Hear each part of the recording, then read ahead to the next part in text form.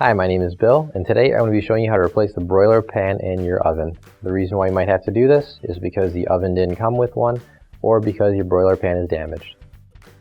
Warning: before doing any repairs, please disconnect your power source.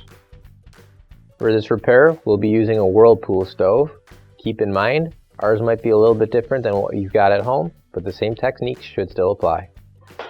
So this is our broiler pan right here. It comes in two pieces. Now the broiler pan isn't really a permanent piece in your oven that you replace. This is more if your old broiler pan is rusty or damaged, or if you didn't have one to begin with. So what we would do with the broiler pan is you open up your oven, and you're going to want to make sure your rack is all the way up on top.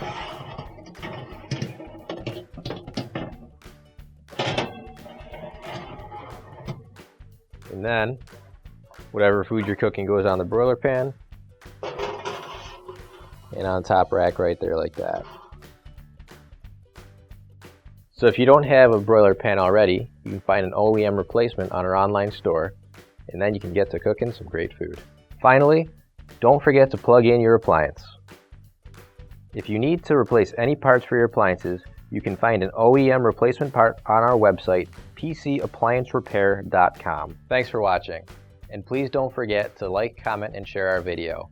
Also, don't forget to subscribe to our channel. Your support helps us make more videos just like these for you to watch for free.